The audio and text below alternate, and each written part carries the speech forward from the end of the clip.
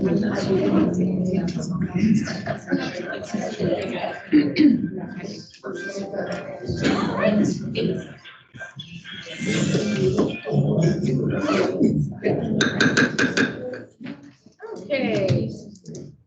Good afternoon, Staff Senate. So excited to welcome you to our February 2023 Staff Senate meeting, and happy Valentine's Day. We're going to have a little change to our agenda. Normally, we start off with the President's update, but today we are excited to welcome our Provost, Dr. Donna Arnett, who has been such a wonderful ally for Staff Senate. And she's going to just have a conversation and talk about herself, her history, and then we had 2 submitted questions, which I'm going to prioritize when she finishes introducing herself and speaking, and then she will hang around to ask any further questions that you have. So without further ado, please help me give her a welcome, a warm Carolina welcome, Dr. Donna Arnett.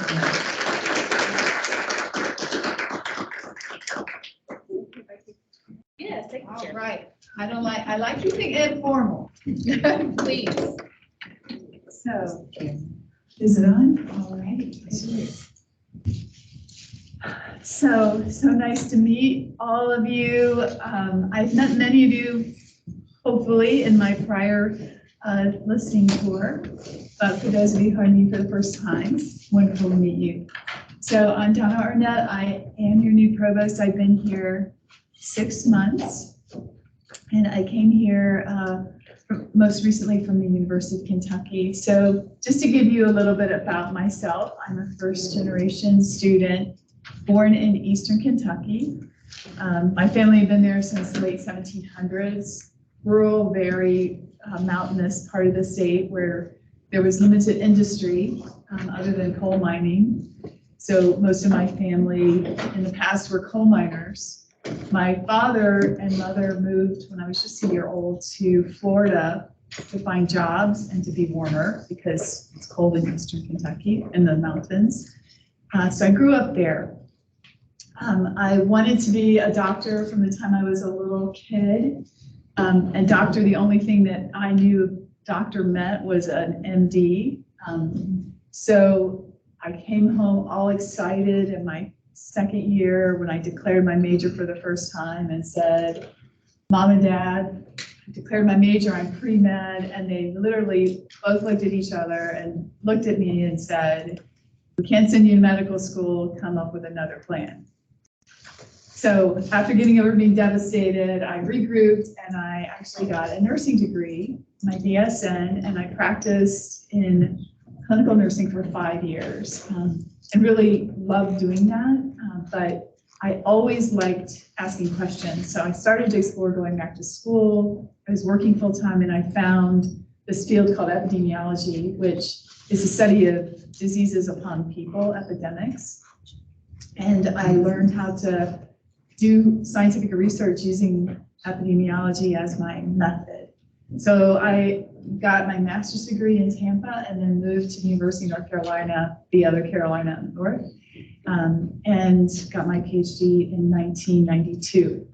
So when President Emeritus called to ask me if I wanted to come join him as his provost, he said, you know, I really value all of your years of experience, which in my head I heard, wow, I'm really old. And then I was counting back, well, my first pre-doc, I just had gotten a card that her son was graduating from Brown University. So I'm like, I am really old. So I have been in higher ed for 30 years and I've done just about everything you can do in higher ed. I started at the University of Minnesota. I was there 10 years as a faculty member and came up through the ranks there and learned all about being a faculty member, learned about faculty governance, which I'm so pleased that you have staff governance here through the Staff Senate. I led that committee for my college. I led appointment and promotion for my college and managed at times up to 200 staff. So I ran a big operation in Minnesota on the research end.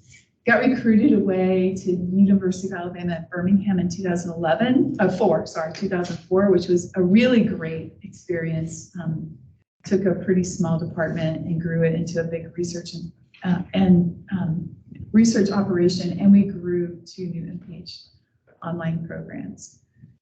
Also during that time, I became the national president of the American Heart Association, one of my favorite things that I've done in my career, because I was the first epidemiology PhD non-clinician to ever hold that role, and they'd always been cardiologists before me. So that was really exciting. And then after having that big experience, I wanted something more. And so when the Kentucky opportunity came up, and it was my home state, I thought, this is it. I'm going to go to Kentucky and be dean, and that'll be the rest of my life. But then I got this request to come and apply to UofSC, and I'm so glad I did, because I just love this institution. If you've been on my listening tours, you've heard me say this before. I've unpacked my last box. I've moved into my last house. My husband and I are here for the long haul. You guys may know that there were like 5 provosts in the 5 years before me. So when I say this, that I'm here for the long haul, many people have rolled their eyes or laughed. But I do mean that I am here. We have a wonderful president and President Emeritus. He's a big reason of why I agreed to be in the pool and come. He's really experienced. He's got really tremendous values and really cares about this institution, this state, our students, and our people. So people have asked about vision, and I'm still really working with the deans of the faculty and my staff to figure that vision out. I don't believe in a top-down vision. I believe in learning from the bottom up about who we are, what we can do well. And then one of the lessons I've learned from my research background is you don't come in and tell someone or a group what you're going to do. You come into the group and you say, what is it that we can do, and what can we do together? Where are we good? Where do we want to grow together?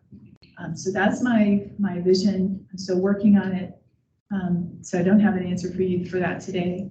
We are doing a lot of things to tackle some small wins. You've heard the president talk about his desire for a user-friendly institution. I've been on my listening tours now for 6 months. I finished with the academic units. Now I'm working internally with my group, my internal provost office units. I know that procurement drives you crazy. I know HR drives you even more insane. And the president is really working to fix those. So he created this new Office of Efficiency. Their first task is trying to take a deep dive into understanding the procurement process and how do we make that lean and user friendly. So that's underway already. And he's put a lot of resources into HR so that we can get staffing up there, because that is a big issue. And just the lack of adequate staff to cover the needs of this entire system, because our HR also serves the other comprehensive universities in our system. So I heard those things on the listening tour, but I also heard that this is just a great place to be. There's a vibe here. I've heard some parts about it's hard to be not white here. I've heard that in some staff groups. So I just want to put that out there and say I've heard that. I'm working to understand it. I've met with faculty, the Faculty Black Caucus groups and Latinx groups, the Jewish group. I've been requested to meet with the LGBTQ group. I'm happy if staff group have groups of minority members that want to meet, happy to do that too. Because I want everyone who walks through the doors of UofSC to feel like they belong here and they're part of our family. Enough about me. Time for your questions. I'd love to hear from you. Yeah, so we received 2.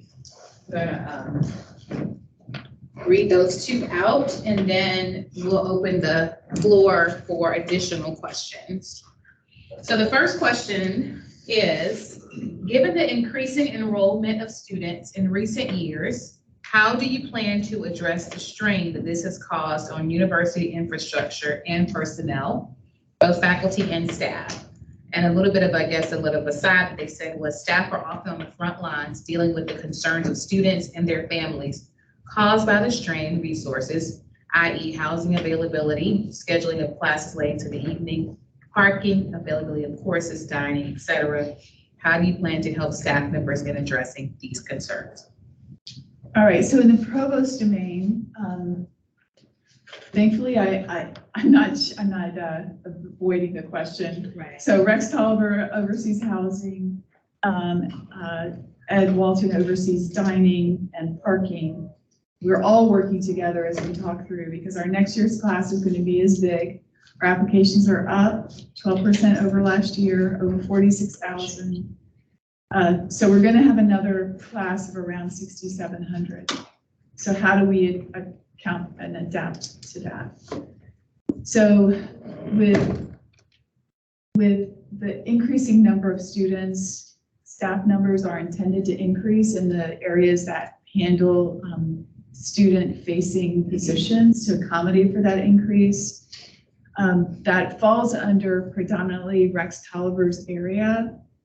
In the colleges, we're looking at, we have been hiring, particularly in arts and sciences, additional instructors. I think there are 28 new hires that I signed off on this week.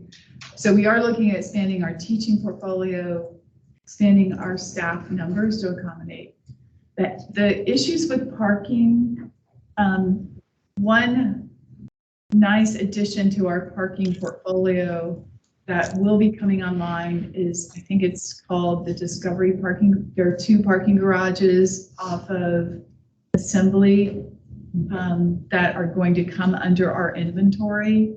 So we are hoping that that's going to help assuage some of the parking issues. We also, if you've noticed, there's a lot more buses going around. Have you noticed the UofSC buses? So I think they bought 9 of those smaller, shorter buses that are like 30 feet long, like an RV length, as opposed to one of those giant buses. And they're increasing the routes that are going around campus so that we get better transportation.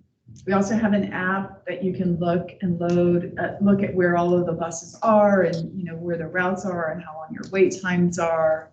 That's the Guardian app, I believe. So we're doing a lot. I'm not sure how well it's getting communicated. Have you guys heard any of these things I've just mentioned? Yes.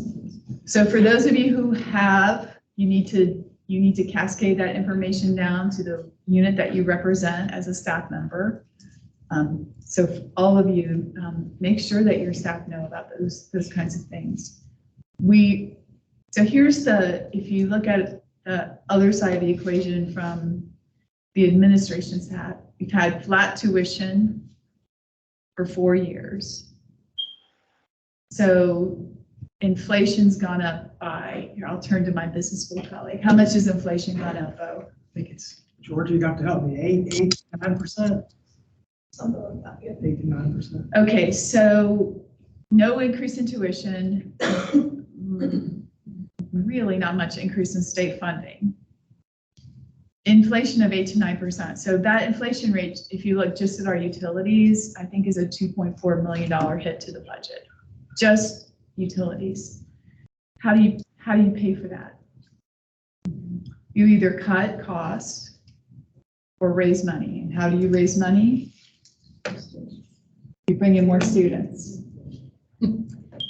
So that's the equation. It's not rocket science. It's not like we don't understand the issues. We're just trying to meet the need. And we're thankful every day that we have the gym that we have here at South Carolina that students want to come. It's right at 7. It's at 7. Yeah. So that's a lot to contend with. Kelly, we have one more sent question that come to you. Second question is, increasingly students and their families seem to expect universities to function on a quote unquote customer service model where support and answers can be received on demand 24/7. This seems to be a part of the move toward treating the university as a quote product unquote to be purchased, placing courses in a shopping cart when registering. How can university leadership better help students enter the university with healthy expectations around the level of staff support they will receive? For example, the most staff that most staff are not available to answer emails or calls outside of regular business hours? That's a great question. Something as a leader I worry about a lot. And so another thing that I did at the holiday break was to remind people when we left on December 23rd that we were not going to email or text.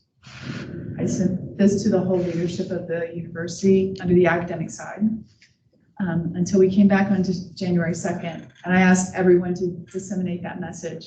So it did get disseminated to some places, not all. I think a lot of what we have to do is model the behavior that we expect. So I'm trying to do it from the top. I model that behavior in my office. We need to then also be modeling that behavior downstream and cascading to people who work with us so that we kind of lose. We have to address this expectation of 24/7. We either have to find ways to share job responsibilities across peak hours. We need to be creative because we cannot function and be productive and live a life of joy and being well when we're on work 24/7. They're inconsistent. So I'm open for, ideas and solutions. Do we need to, I think we're right. We need to, set expectations with parents and with their children when they come here about when to expect. I can attest that your moratorium on email made my breath great, so thank you. It's like, you think you've got to, especially, so I'm very careful now. There's my Microsoft comes up with do you want to send this message during normal working hours? It comes up as a reminder, and I'm glad because as provost, if someone gets an email from me, they're like, oh my God, I've got to answer it. And I don't want that. I really want people to understand that I want you to work hard. I want you to be here 100% when you're here, but I also expect you to be a human being and have a life outside of UofSC. Okay, thank you. So now we can field questions. Kelly, I think you had a question. I'm going to repeat it just so that people that are watching can hear. So it's a follow-up question to the first question that you answered, and that is about the influx of more students and teaching classes. Do you anticipate that class times will go further into the evening and further into the weekends in order to be able to accommodate the more students that we have to serve to get into classes, to be able to have more offerings? I don't think so, and this is why. This past fall, I did a deep dive analysis of our classroom utilization, and based on that, our classroom utilization overall was at 84%. There were rooms sizes in which the utilization was closer to 90 to 95%. Those were in the 30 to 34, 39 person classrooms. So I've worked with deans to release some of those classrooms that they maintain, the 200 level classrooms, back into our 100 level inventory so that the registrar can offer those as sites. And so I think with that new portfolio of classrooms, we ought to be able to maintain. There's some exceptions. I'm working with chemistry. Are you in arts and sciences by any chance? Okay. Working with the Department of Chemistry because all of the nursing students and some of the public health students have to take that Chemistry 101 lab in their first semester, and there's too many students for the number of lab slots. So we've been working on how do we accommodate that increased need.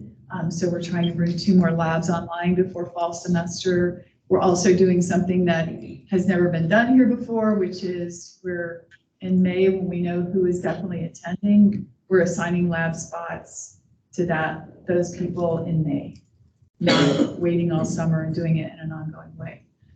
So we're trying to be creative to accommodate. Any other questions? Provost Ornette, I know you don't oversee HR, but do you know if there's any updates from the class of comp study that you may share with staff?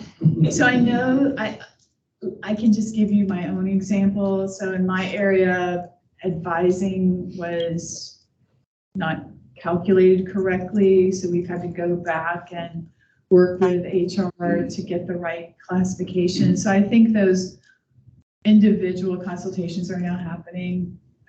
So we had to do that internally. I've heard of other examples where people were, in some cases, misclassified up the wrong way. And I don't think we've gone to those people and said, oh, sorry. But we are working on the people who were misclassified in the wrong direction.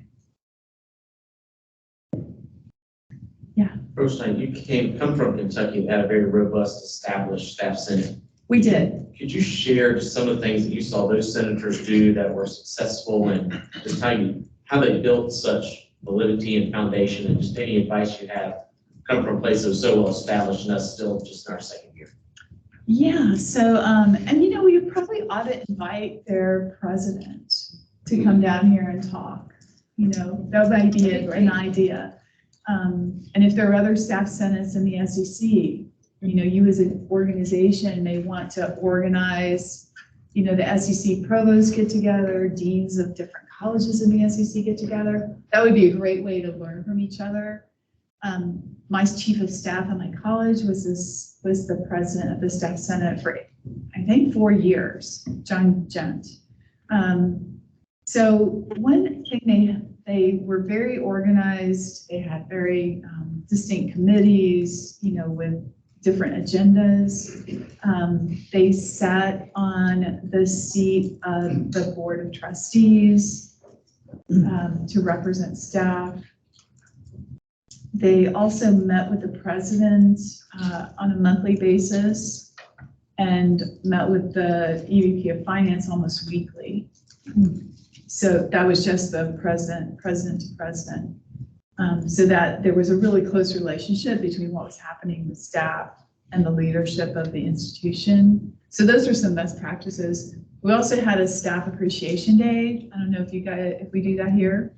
We are working on that. Senator Bridget Leslie's actually put in a proposal, but we would love to have your buy-in as well. It was a big deal, and you know, it was a big party day, basically.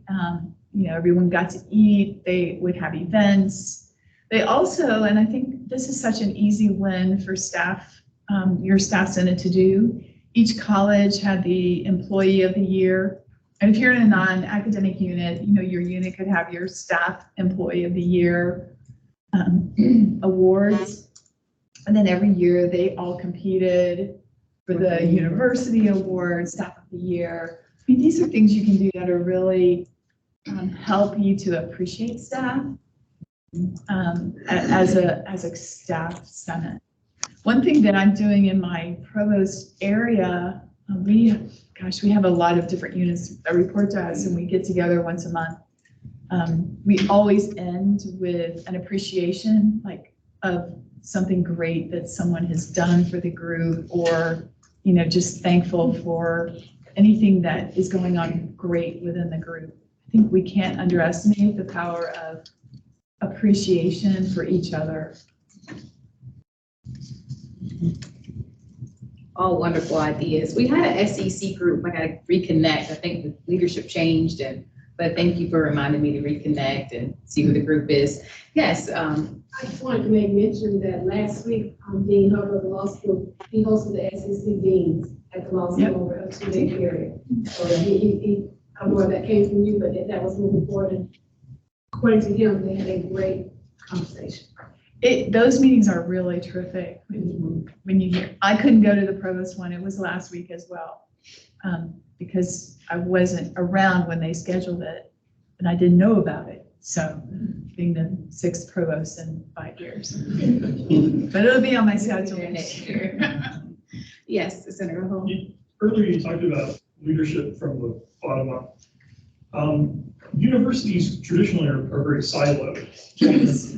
From the, on the front lines, ground level, it can be hard to have visibility into other units or even other departments within a college. So I think that's great, and bottom-up leadership and efforts work is really excellent. But because of the limited visibility, it can make this kind of cross-unit cooperation challenges really difficult.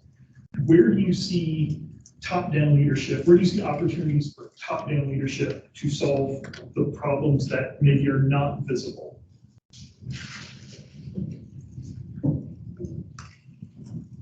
Well, one thing I've noticed that I think is probably one of the lower hanging fruits is we do not have systematic ways of communication within colleges. And I don't know, like within facilities or within athletics, if there are systematic communications, but like people just don't hear things. And I think so many good things happen at this university, no one knows. So I would love to be able to start from the top down, a systematic communication within each silo, which I'll call a college, or athletics, or facilities, or HR, whatever, your unit or department, you know, that features something important, news for the week, events that are happening, awards people have won, like just getting the word out about you and your colleagues and the events that are happening. I think that's one easy way. Because you're right, unless you know about things, we're all just coming in, either working in our office or you know, sitting at home at our remote login. It's lonely.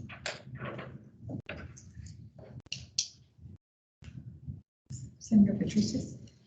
Thank you for joining us. I'm Georgia Patricius. I represent the College of Hospitality. I wonder if there are any plans to streamline our platforms. So in my position as the program coordinator for the School of Hospitality and Tourism Management, I process finances and I also oversee student records. And sometimes I advise students. So between the two, there's at least 6 different software platforms. There's 2 in PeopleSoft, there's 25 Live, there's DegreeWorks, there's Data Warehouse, there's Banner. And speaking of being siloed, that data is siloed. Those systems don't speak to one another. And it's really made it inefficient for us to do our jobs, to have that information siloed. And I think there was a time when it was being considered that there would be one program that would manage all of that. And it's been disjointed. So I'm wondering if there's any insight. I don't have any insight on that. Let me talk, I know like for across colleges, there are 12 different CRMs, which is just crazy. I also learned from CTE, Center for Teaching Effectiveness, that reports to me that there are faculty that use the old Blackboard, the new Blackboard, Canvas, Noodle. Like there's no systematic way we're offering our courses with no common template so students know how to navigate through a course. So there's a lot of things, I'll call a lot of fruit. I'm going to be eating a lot of fruit over the next year, but to my knowledge, there's not talk about that, but let me check in with Doug.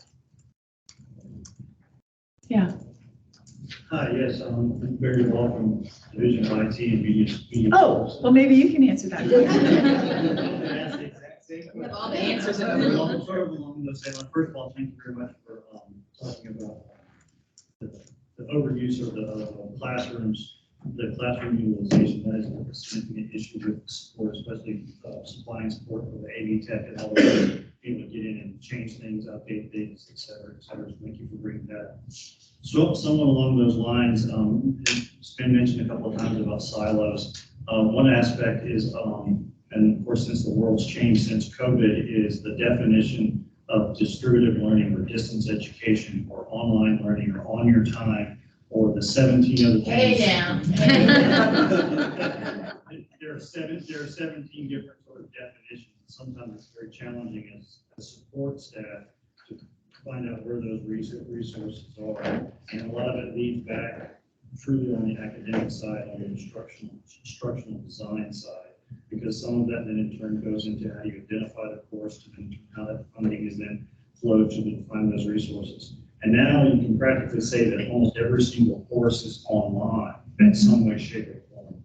The resources that the UOIT is especially responsible for, especially the network, the internet, Wi-Fi, et cetera, has been being utilized more and more. And I just want to get your thoughts on that, of trying to sort of simplify that and have some of the, we have some of the same challenges as working with procurement and PeopleSoft and whatnot, but also at the same time on the instructional side of working across multiple platforms.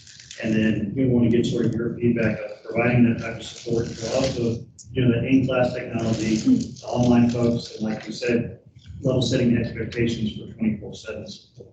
Yeah, so my intention is to hire a vice provost for online education, teaching effectiveness. I'm not quite sure what categories are going to fall under that.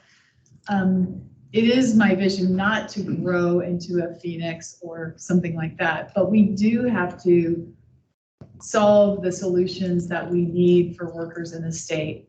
So for instance, we need social workers. So we're going to launch MSW, DSW online programs. We need, the College of Law has to launch a health care certification for compliance, healthcare compliance, because they discovered that there was $5 billion in fraud in Medicare in just in South Carolina. So how do you evaluate and detect fraud? So we have some things we need to do to serve the needs of the state and serve the needs of our students. My goal is to have USC branded in a specific way. So it's not just, you know, the Wild West of online education that we've had. So I'll have to be working with deans and faculty to figure out how we get there, but I need my leader first to come in and help do that. And I know it's very challenging, so good luck. Senator Mathwig. Hello, my name is Allie Mathwig, and I represent the South Carolina Honors College. And I want to thank you for being here.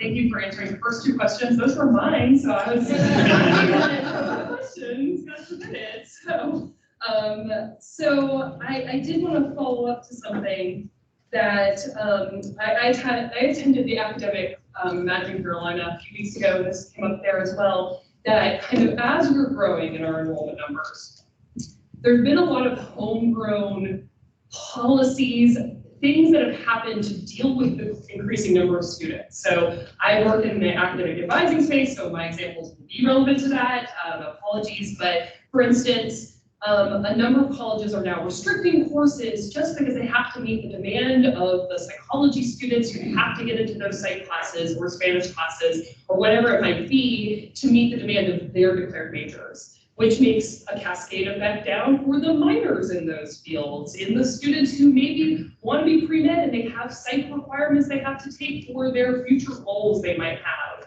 So there's a lot of policy that's being made that then has a trickle-down effect impact on students not knowing how to navigate those things, and then they go to their advisor or the student services person in their college and are like, why can't I get into this class? Why am I having this impact? And so I guess my question is, as policy review is happening from the top, especially that is policy that's addressing the logistics of the number of students we have, how can academic staff and support staff be involved in those to say, here are the day-to-day impacts that we have students bringing back to us? If that makes sense. Even things like dual degrees, don't get me started on dual degrees in the university, but I guess that's my question. Okay, Shelley, will you put down on my list of things? I got you. I do not have Mary Alexander here. I got you. Let's identify the courses that have been closed because they're at the cap that are required in measures and the number. Do we wait list? Do we have a wait list? We don't have a wait list. That's not a technology we certainly have set up at this moment. But what it is right now, a lot of them are restricted until X date and then they open up. So that is tracked through various systems in Banner. And And we can help with that in my office. Yeah, but I want to get down to I want to understand if she's doing it, everyone's doing this. You know, they're creating their own, I won't call it policy, but they're workarounds. Yes. And if everyone's doing a workaround, then things aren't working. Yeah. So I'd rather fix what's broken than we don't have to do a workaround. So if it's adding a section of a critical course, I'd rather do that than have all of you guys thinking creatively. Not that I want you to think creatively, but on good things, not on how to fix things that upstream we could just fix by having one more section. Any other questions for Dr. Arnett? Yes, Senator Sims. Hello, my name is Peter Sims, and I represent the newspaper department staff center. My question to you is that it was stated earlier that, you know, that the university is really seen as a product that is consumed, right? And we talk about customer satisfaction and everything else. Well, in the facilities department, we get to notice all of the things that are broken. Oh, I know. All of the buildings that are run down. Did you have to work over Christmas? Did you have to work on Christmas Eve? No, I didn't, but I work from home dealing with those flood issues. Oh, man, I'm so sorry. But at the end of the day, we have a lot of buildings here that could really use some love. 6.5 million square feet of. Yeah. And I want to know, is there a plan to address that? Because a part of, I don't know about anybody else here, a part about me, if I go to visit anything or I spend my money to partake in an event at a place, I like for it to look good. If it doesn't look good, it doesn't feel good, I don't feel good in it, and I don't want to be there. You know, and when parents are walking this campus, it's really hard to keep putting a whole lot of paint on a bad building. You know, feel good about sending your kids. Yeah. I think it would help this university a great deal. It's already a great place to be. But what if we could make it greater? What if we could make those improvements that made it, you know, stand out even more, and made the children value it more? Because what I found out about students is when something is nice, they treat it nice. But when something is bad and run down, they treat it just how it is. So, yeah. It's a great point. We are, as a university, updating our, forgot the official name, Sasaki is our contractor. It's the long-term planning for building facilities. So we are looking at that. You know, legislators always want to fund new things, you know, but there has been money more recently put into renovations, and boy, do we have a lot of renovating to do. So in my listening tours, I heard a lot about that. Long Street Theater, for example, the seats evidently were foam was poking out and they were squeaky. So I invested $350,000 to replace those seats. So that was just because of that very issue. You don't want people coming to the university and sitting in that theater to have that impression of the University of South Carolina. But, you know, things that we can fix, we're getting that into that 5-year plan. Because we do have some beautiful historic buildings. They just need some love. Thank you. And we got hot water in the Wardlaw building. That was one of my early wins as provost, because that in 1977, when it was last remodeled, almost 50 years ago, 45, I guess, technically, there was a decision made not to put hot water into Wardlaw. So all those years, 45 years, people in education did not have hot water when they washed their hands. Senator Patrice, and then we'll take one more after. I guess it sounds like a faculty question, but I think it affects the entire campus. Down, speaking to, you know, the having more sections, offering more sections, and trying to get students into these classes, finishing their degrees faster. I've heard about there being differential workload for faculty, the possibility of it. Is that true? Is that going to be implemented? And how is that to offset some of the overflow that we have? I have not heard that as provost. So the deans are looking at workload within their colleges because the president has a desire to do a big faculty hiring initiative. So we've been looking at where we need faculty. We have not talked about differentiated workload.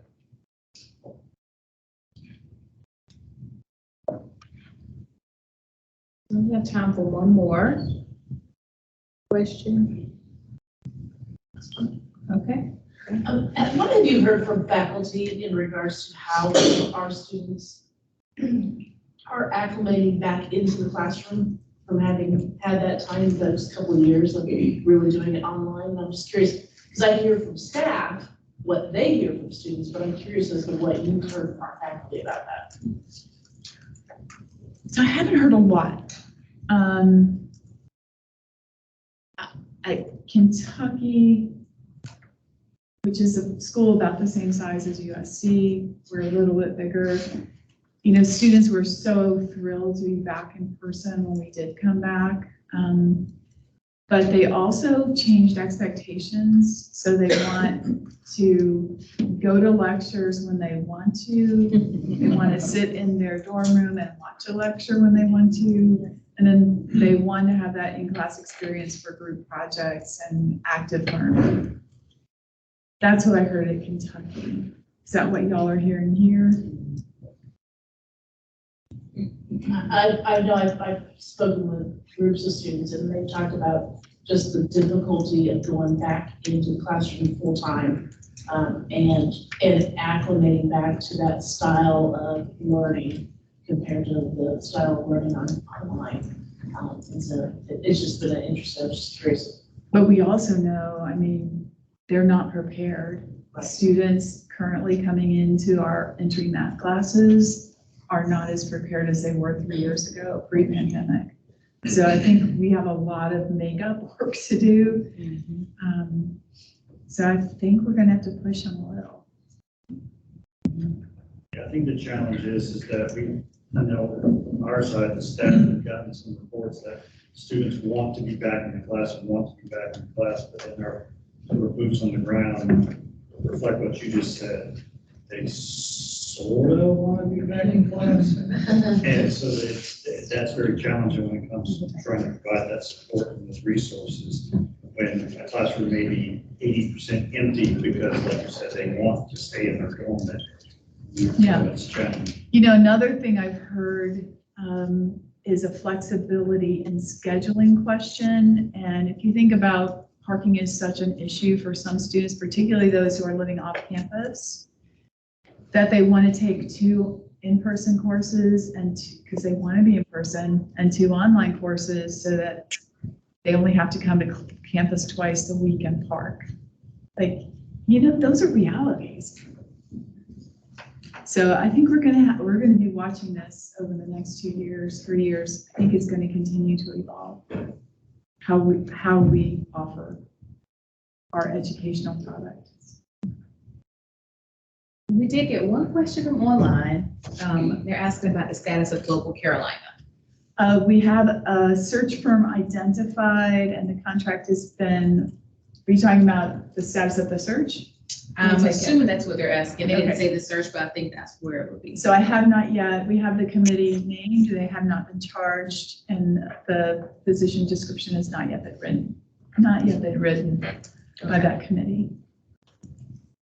And we have a representative on that committee. Yes, we do. It might Who be happens to me. be, I thought you were gonna say that. Who happens to be Senator Dempsey. I was just gonna give a nod to the fact that we've got a. And we had representation. Yes, and we're so grateful for that. It's Yes. appropriate. And that is Absolutely something that appropriate. you've helped us to expand, our representation. I want to make sure the staff's embodying those who know. Provost Hartnett has helped us to expand staff representation on these university-wide search committees to include Global Carolina, and Dean of the Graduate School, deans of all the schools should all have a staff representative. And we've been pulling from staff senators first, and then if there hasn't been someone that we've reached out, but we definitely pull from our staff senators, and we appreciate that, Provost Arnett. And wow, yeah. We also appreciate the place that we're sitting, the opportunity to meet here on the 8th floor. We appreciate the, you allowing staff sitting that kind of happens at their home. So thank you so much. And just all the amazing things you've done. I mean, she's met with us. That was in my monthly report. We met with her last month, and she literally had an appointment, was sitting at home eating lunch, but it was a priority to meet with staff senate. And we really appreciate that. And so not only in what you're saying, but I felt it in what you have done. And I feel that you are an ally for us, and we look forward to getting to know you even more. So let's give her a thank you. Thank you for your time. She has another commitment, but she said she'll stay as long as we needed her, but I don't want to keep her too long, so. It's just the president. At a committee. I won't be alone. Thank you. Thank you Have guys a so good one. much. Bye. All right, I forgot to call the meeting to order. I know that both of us. I wanted to go ahead and get Provost Arnett in so she could have enough time to talk to us. So we're gonna move a little backwards today, y'all.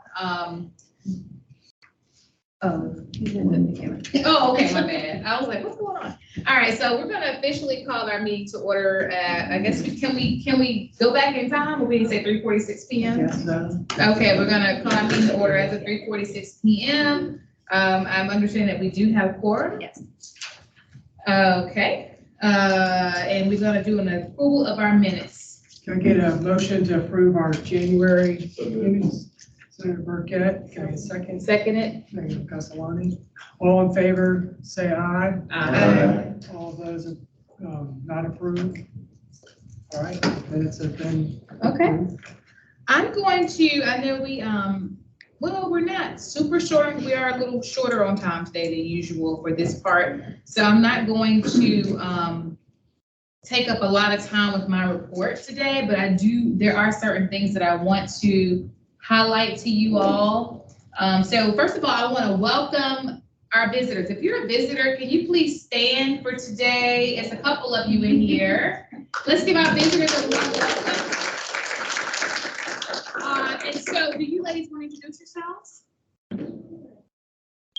Sure. Hi, I'm Chrissy Kinzo. I see some familiar faces in the room already, but if I have not yet met you, I'm the Director of Pre-Professional Studies and Recruitment for the College of Pharmacy, so I work with Beverly, and I'm excited to be here in person. I've been attending our conference, so thank you all for having me today. Welcome, Chrissy. Thanks for coming. Hi everyone, I'm Winnie Esau, Justin and Bethany here from the School of Medicine Columbia, and I am also an intern. Welcome. Nice to see y'all. I used to talk about it, so I'm happy to be here. I'm trying to recruit her. You all are welcome at any point. Staff Senate meetings are open, so please feel free to join us at any time. And thank you to Senator Griffiths and Senator Johnson for extending the invitation for your coworkers to join us today. So welcome, welcome. That's important. I wanted to make sure that we welcome you all. So since we last met, I'm not going to go deep into it. You know, we had the investiture ceremony, which really shined a lot of light on Staff Senate. We had the meeting with the provost that I just mentioned. We had the Staff Senate Executive Extended Leadership Meeting, which have been amazing. I really enjoyed meeting with the committee co-chairs. We've had, I've had a meeting with the Post and Career Reporter. So because the Staff Senate and our place in the investiture ceremony, I've been getting a lot of questions about Staff Senate. What do we do, who we are at UofSC, and I think that's an amazing thing. So the more press we get, the more opportunity we have to show up the amazing things that you all are doing. So I wanted to make you aware. And Tyson, I gave her your information as well. So if you hear from her, you'll know why. I have a scheduled meeting with President Emeritus later on in the month. So that's exciting, and that will actually be before he comes to speak to Staff Senate. So I am in communication. And then just trying to have ongoing meetings with membership committee, with University of Leadership. Staff, our Senate Policy and Wellbeing Committee, we're meeting with our Jeff Perkins with parking, which is a huge win for us. So we've been moving, we've been busy, doing great things, not just busy, but effective as well. So I just want you to know that although, we haven't met in a while, well, it's been at least a little bit over a month, things have been moving in the background, and many thanks to you all in the executive committee. So thank you. Membership. We're gonna prioritize our Staff Senate Awards, and so we may not have a ton of time for this, but I'll be remiss not to remind you that membership is the lifeblood of Staff Senate. I know I said that about committees, but it's membership and committees. Because without membership, we can't have any committees. So membership is the name of the game today. We are seeking people to run for executive committee. In order to be on the executive committee, you have to already be a senator and in good standing, okay? And obviously you have to be in good standing with the university as an employee.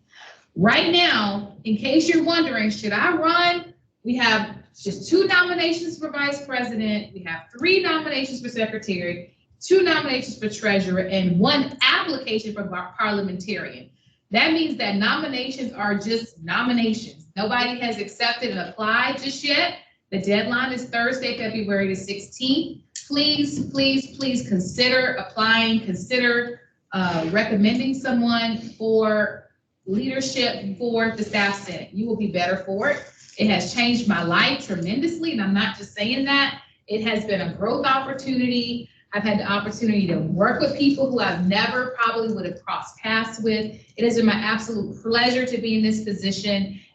I know you don't have to lead the way that I lead, or lead the way that Shelley led, or lead the way that Tyson leads. You can lead in your own way. And that's what I love about this position. You can make it your own. And we'll be here to help you. The great thing is you have a pipeline of folks who've been in the shoes, who've done the role. We're here to mentor you. So consider running for leadership, excuse me. Okay, well. All right. Speaking of that, we will soon have, after we get our leadership in place, we will then have our elections for our senators. Okay, so this is for our visitors in the room. If you're interested, we are accepting senators. You will have to place your name on the ballot. You'll get an email later in this month. I'm not going to go over all the dates. Kelly Fink has been leading the charge on this, along with Jessica and the membership committee and Shelley Dempsey. So they'll send out more, but I want to, as a leader, to highlight the importance of membership, leadership for Staff Senate. Professional Development Committee has sent out a survey. Please complete the survey. We'll resend it, the link out. And I haven't even completed mine, but I will. And so we're gonna complete that and we'll get it done. Thank you to the Professional Development Committee, led by Georgia and others who helped get this off the ground. They really want to make sure that we're meeting the needs of Staff Senate. And it's not just for us, it's for our colleagues. So make sure you complete the Staff Senate Professional Development Survey. Next month, we'll welcome J. Rex Tolliver, who's our VP of Student Affairs. In April, we'll welcome our president. We want the room to be filled for our speakers, you all. So make sure you're inviting people. We will have Mr. Carlton Washington in May, and then VP Julian Williams will round out our 23 spring in June. Hold them. Imagine Carolina tomorrow. How many of you all are going to be here? Raise your hand. Ooh, I like it. We'll be represented well. So we'll see you here tomorrow for Imagine Carolina.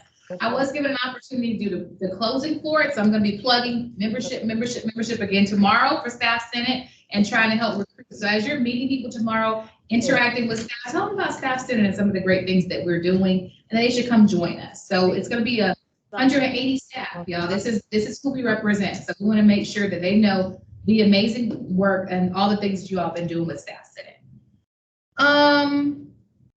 Save the date for orientation. We talked about that. All right, what questions do you have for me? I'm moving quickly today because I want to allow time for reports. What is your favorite part about being the president? The people that I get to work with that I've never would have, I say it, it's true, like I never would have worked with before. An opportunity to look back behind the curtains of the university operations. Meeting people whom I never would have met without being in this role has been amazing. Not just working alongside you all, but also just other people from other universities. For when you go to like the investor ceremony with the president, I didn't realize there'd be legislators there, there'd be chancellors from other universities there. So them seeing you and be like, what's Staff Senate? What's this about? And that's really been fun. So meeting people, working with people who I never would have met before. It's a good question, Shelley. Thank you very much. Somebody else had a question? Georgia? I was just wondering about the paper ballots process. We voted online last time? We voted online last time. The paper ballots are for our staff that do not have access to computers. So that would be for our facility staff. We want to make sure we're being inclusive. This is something that we decided to do this year to make it a little bit more accessible. So it's an option or it's the only method of voting? It'll be an option, correct, Kelly? It'll, in the minutes that Catherine sends out, she's going to include some reports from all the committees. And in that report from the membership committee, you will see what a call for if you need ballots for your particular unit, college, division. And then Michelle Knight, who is a senator that's on our membership committee, she's coordinating that to make sure that she works with Jessica to get all the ballots out and then to give them back, et cetera. But the main thrust is that it will be online for voting, except for those units who do need paper ballots, for those who do not have regular access to be able to do it online. But there's a date on there, and I believe it's 3/24 that you must notify us to let us know that you need paper ballots, how many you need, et cetera, and Michelle will work with you. Thank you. All right, and finally, some of you have already completed this assignment, but I'm gonna challenge you. It's Valentine's Day. Show Staff Senate some love. Invite one person from your unit to the next meeting and nominate a current senator to run for office. And then finally, consider applying for office. And you don't have to be, you can just fill out an application for officer. So if no one has contacted you and say you've been nominated, it doesn't matter. Select yourself and nominate yourself and complete the application. Show yourself some love, show Staff Senate some love. And as I told Senator Grukin on the way in, as long as you have Staff Senate, you always have somebody who loves you. So happy Valentine's Day. And get a bag on the way out. We really appreciate your work. And Megan, so Senator Colascio. One thing for tomorrow, if you're attending Imagine Carolina, you can really advocate for the things that we've been advocating for. Here specifically, advocacy for our trade staff and their experience at the university, advocacy for the staff ombudsperson role. That is a big portion of what the university needs to hear. And if you have any questions about that, please let me know so I can help describe it before you go into tomorrow. And then just advocacy for, again, the well-being, the policies, the being present and represented across the university. So the leadership is really taking the notes and the themes that are coming up tomorrow to heart. And so I think it's really important that we advocate strong for what this body has been advocating for all year, in the past 2 years, really. So that is just my take, and you'll see me tomorrow as a note taker, so I don't know if I'm going to speak too much in my rooms, but really encourage you all to speak on behalf of what we've been talking about here. And just to get your thoughts flowing, thank you, Megan. The kind of overall topics are going to be USC culture, the employee experience, and the user experience for students or student-facing employees and other customers. So to kind of get your thought, there are going to be questions prompted around that. And like Megan said, do not be afraid to speak up and just be prepared for, it's a safe environment. It's a safe environment. Nobody's here to really try to be punitive. It's a way just to get more information. So absolutely. So thank you. Janae said to wear name tags. Oh yes, wear your Staff Senate name tag tomorrow. Thank you for reminding me of that. Senator Dempsey. Yeah, so you guys know they've done these Imagine Carolina events for faculty, for students, grad students is happening also tomorrow and staff. And so you really should not feel hesitant about sharing your thoughts because the other groups have not held back. I was at the faculty one and they did not hold back, and they certainly represented themselves, and because we've hired consultants that are coming in running this thing, and they're the ones taking the information and reviewing it and looking for trends and that kind of thing. So what was said about getting those blurbs in is uber important. So you need to make sure in each of your little pods where you're working that the main ideas come up, as well as when you come together and they allow you the opportunities to do the word clouds. That will be important to have the things that are important to staff come up in those clouds, because as I said, they're coming up in the other groups, and we've already seen a lot of progress on the concerns of the students. That would happen first. And so we've seen a lot of follow-up. The president has responded. Programs are in action. And so this is really that opportunity that if you don't speak up here, then probably don't complain about it in a week, a month, or a semester from now, because now is your chance to say that.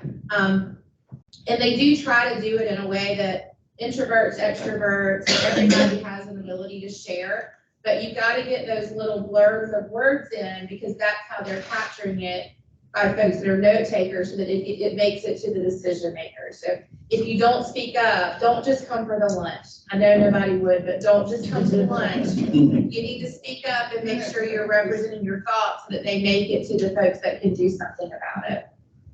That's it. Thank you. I'm just so pleased that so many of us will be here tomorrow. So I look forward to seeing your smiling faces in the morning.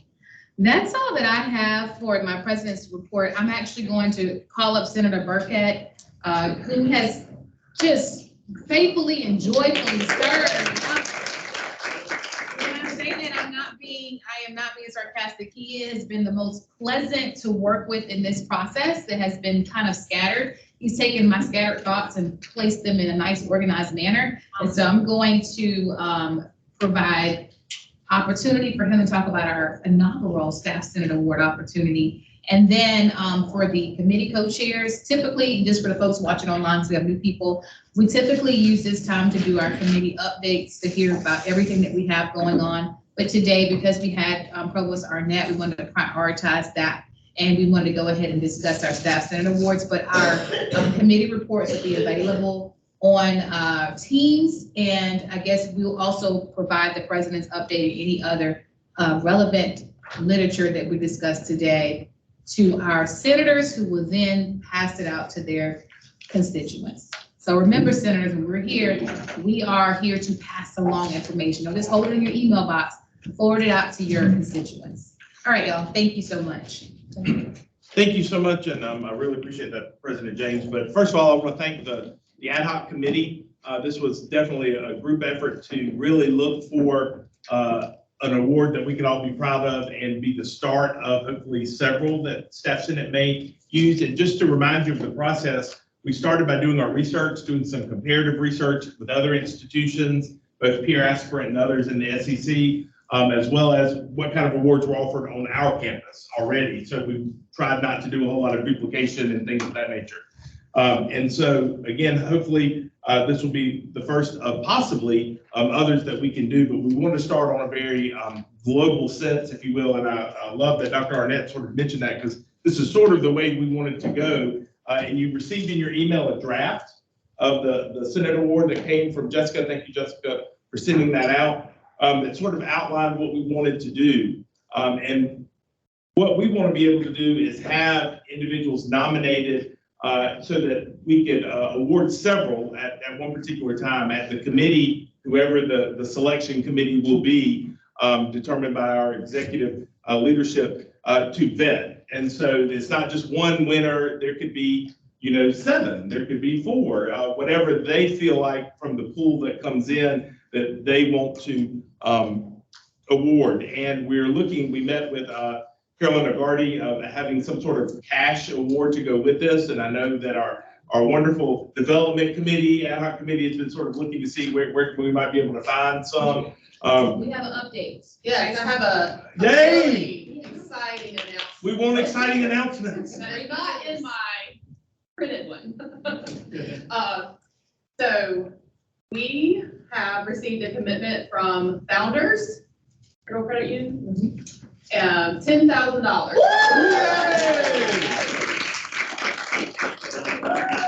Excellent.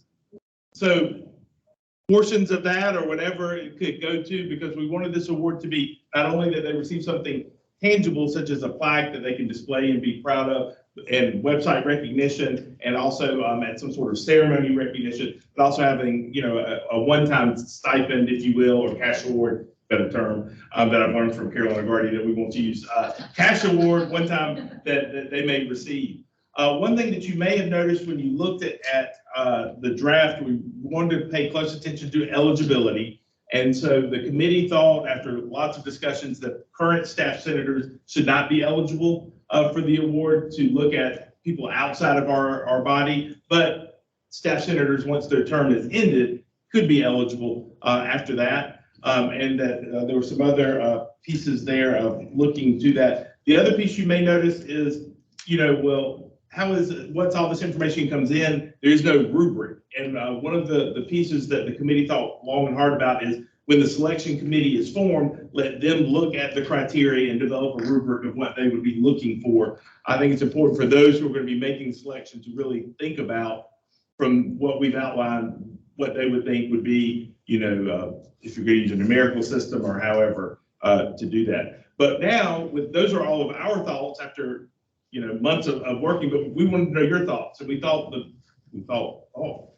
feel the best way to do that is we've got a QR code that you can give this some feedback now, or Jessica's going to send it out. And so if you have some colleagues who aren't here to give us some feedback, and this feedback is not only about this award, but there's also an opportunity there if you have thoughts about additional awards that we might be able to develop in the future. For example, and I think I used this in the QR code that many have mentioned, is an outstanding community service staff award for a staff member on our campus who does excellent community service. And that would, of course, have to be defined and what we're talking about, but that's a type of next step we could take when we look at awarding staff across campus. But we really would like your feedback, and what the ad hoc committee will do is, when all of this comes in, because we're asking you to give us your feedback by February 21st.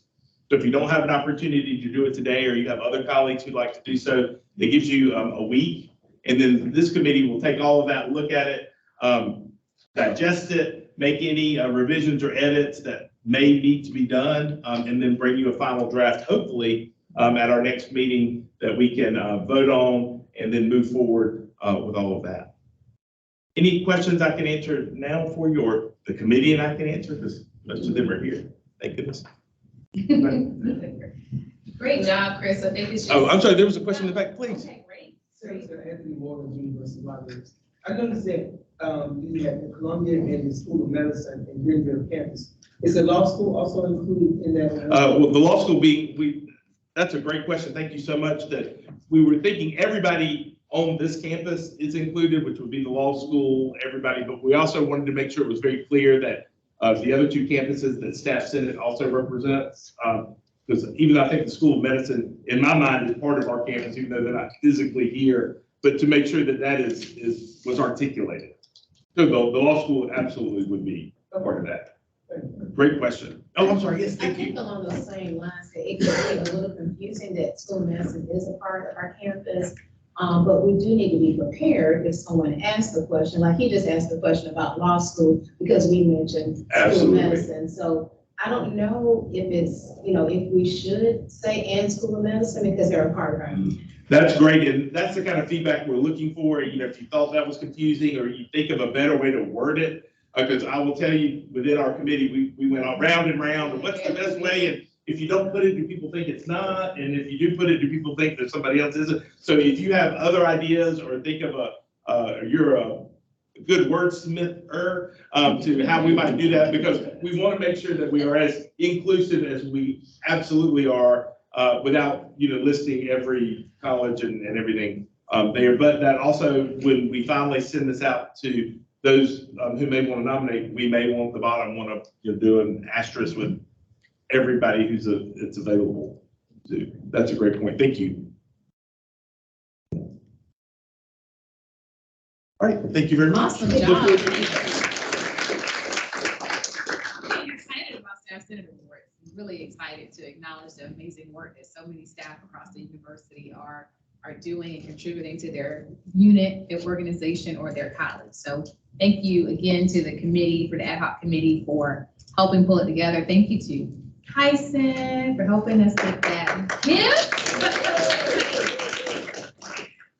That's a big, huge win for us, and we're really excited to launch, and we'll see where we go from here. So are there any, we do have a little bit additional time because of membership and because elections are kind of at the top of where we are. Senator Fink, did you want to come and share anything? You know, Yes. Hey, y'all, you may think this is dramatic, but I'm gonna be dramatic. Okay, and that is, I'm going to get down on my knees and I'm going to beg every single one of you to open up the message from Catherine that has the reports from all the committees. Because in the membership's report, it outlines for you the exact schedule of all that was shared in President James' report, but it also talks about where we need your help. And we need your help with bringing people to the next meeting, 1, 2, nominating individuals from your school, college unit in order to be a senator. But also we need you to actually, talk about it. And we need for you, finally, the last thing is that we are going to send you some template information that all you have to do is literally just copy and paste it and send it to your constituents. Please don't forget those people, though, that don't have access to email. So figure out for yourself how to get that information out to them. But please, please, please, we need your help as current senators to get the word out there and send out this information. You can tailor the message so it's from you to your college, to your unit, to your division, et cetera. But we really need your help. These next 2 months, the month of February, the rest of February, and into March, until 3/24, which is the last day that someone can submit an application to be a senator. We need your help to get people to actually do that and to actually apply to be a senator. So we need you out there, maybe more than you've ever been possibly, with getting that word out to let everyone know that we need people in the staff senate, and we need people to apply. Yes. Question, I don't know if we thought about this, but when you said that people that don't have computer access and getting them the information, have we ever thought about like doing a periodical newsletter from Staff Senate that you can send out as a template and people can print out as much as they want for their department for people that don't use computers? I can answer that. That's been on my mind. Because I think about all the emails we send, like we send y'all a lot of email, but then I'm like, I'm in between. Like, will people want it all at one time? Is that gonna be overwhelming, or is it better just to get it here and there? But it's absolutely was part of my vision as president. I mean, we can do, I don't know how fancy we could do it, but I know communications, we looked at and talked about kind of having a digest, where you all could see everything. Yeah, But that'd be very helpful in my department and those facilities, because, we can give them something that they may be able to sit in the break room and see, or get from their supervisor's office or something like that. They're gonna pick it up, whereas they're not the type of folks that are sitting at a computer desk every day, but they're behind a cart or a lawnmower or something like that. So, that might be something they would pick up and read more and get more into it. We may even be able to, I'm thinking like, maybe even be able to get a work study student that can remotely just plug it in for us. Like my college, that's how I get mine every week, just a student that works remote and she just plugs it in every week. So that's something to look into for sure. It could be doable, because I know everybody has a lot on their plate. So I'm thinking to get a work study student, they can do it quickly. I'm gonna put it back in here. Thank you. It's great. Yes. Just think about what Senator Sam said about accessibility and the communication.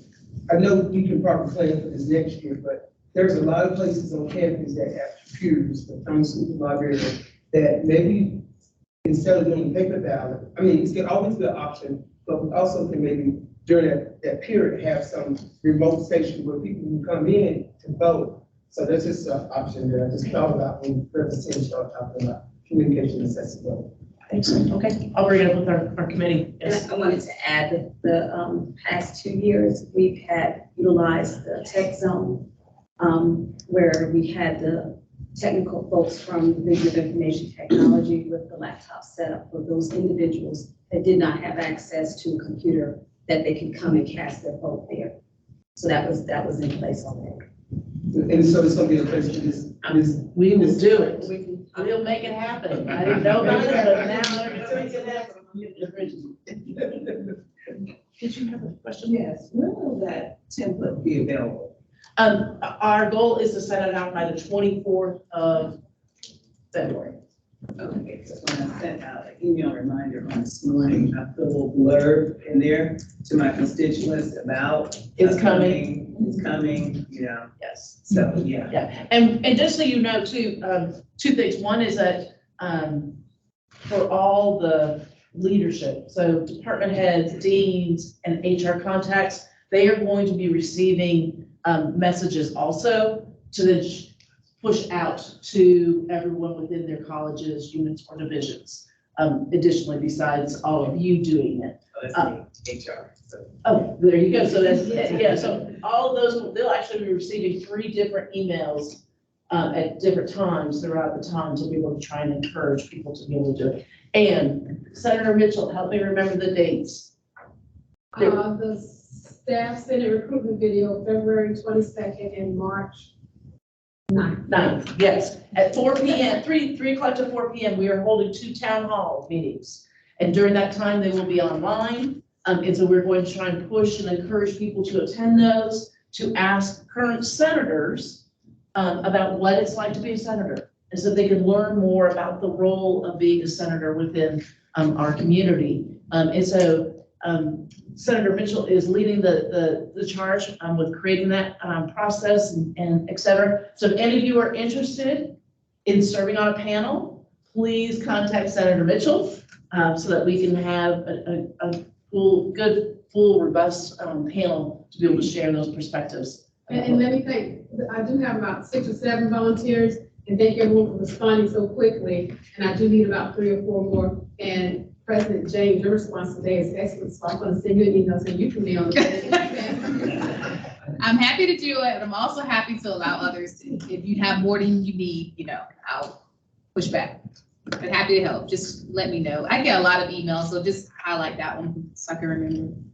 And I want to thank those that brought someone with you today and during the past meetings, because that's a great way to try and help individuals learn more about what we are doing, why it's important to have the staff senate, why it's important to have this role, and being able to meet our leadership on a regular basis and have those meetings these 3 months is incredible.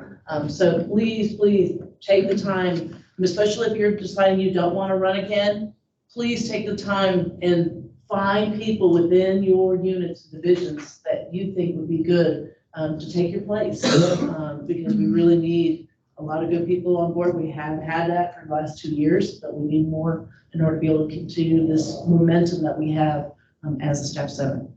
Thank you. Thanks. Thank you. It's you have something to say? I just have one announcement for the, I know we're not doing a report tonight, but I just wanted to say on behalf of the Community Service Project for the support for the Student Success Center Gamecock School Supplies, which has now been extended. It started as a drive, but it's been extended as a campaign because of demand and because of the staff saying, oh, I need more time to get my supplies. And also with the help of Vice President Larry Thomas for communication, started helping me. So it's going good. So I just want to say it will end on February 28th. If you hadn't brought the supplies like some people just did today. Very nice. Thank you. Come to the library or donate online at Amazon, which is really, that's the best thing. People always donate online. Yes, the Amazon option was great. I was able to go on and send just from my computer at work. So being able to just do it online is helpful if you want to bring your supplies in. Shelley was telling me that we had a shout out at the Faculty Senate meeting because of our initiative, and they were encouraging faculty to get behind a community service initiative. So we're leading the charge in terms of thinking about the students on campus and having an actual cause that we're championing. And I really appreciate the Community Service Committee for keeping us aligned and led in that way. Are there any more announcements or anything for the good of the order? As you're looking to send out information to your constituents about our elections, just think about, maybe identifying someone and also having a one-on-one conversation. I talked to someone yesterday about it and they emailed me back today and said, I think I'm gonna do it, just because they came by with their coffee. And I was like, have you ever thought about Staff Senate? Let me tell you what we do. I think you'd be great. Sometimes people just need to be affirmed. And then they'll think about it and come back and say, oh, I think I can do Staff Senate. So it's doable, it's for everybody. We have a place for them. So please encourage people to join, think about participating and running for Staff Senate. It would be amazing to have them. Anything else for the good of the, or any good news anybody wants to share? I like what Provost Arnett said about the sharing of the good news updates. I have some good news. Sure. It's good to me. Senator Johnson. I was walking, as I do every day, on the horseshoe, and I ran into someone that I had mentored 20 years ago. Wow. At the School of Medicine. And she said something to me, and I remember when I left the School of Medicine, and I remember how I spoke with her. She was 30 years old. And she said, you spoke this to me, and you was all up in my face telling me to get my life together and get it together. She said, I'm here to tell you, I got it together. Oh. And she was like, and I said, you were on this campus? She said, yeah, I've been here a year. And she said, I just can't believe I saw you again. She said, and I said, if I saw you again, I was gonna let you know. And that was 20 years ago. And I almost fell out on the horseshoe today. I was again. But she said, I got my life together. That's awesome. Thank you. That's a great story. I do have one other thing. A couple of us gathered last Friday on the horseshoe for the Backbone documentary. 18 of the women were given bricks on the horseshoe, and Senator Johnson, Rose, myself, Senator Berry, am I forgetting anybody? From Staff Senate were there. And we just kind of stood together in the back, and it was emotional, I think, for a lot of us to see that ceremony, to hear about, some of the things that the Black women had endured here at the University of South Carolina. So it was really an amazing event. I was happy to see those bricks dedicated on the horseshoe. So that's my feel good. And I'm also happy that Staff Senate, we prepared a resolution in support of that documentary. So many, many things. Yeah. So, okay, I know y'all ready to go. That's all. Wait, I need to do a motion to adjourn. Motion, so moved. Second. Second. I think we got one from Senator Fink. Okay, so it's been moved and seconded. All in favor? Aye. Any opposed? All right. Meeting adjourned.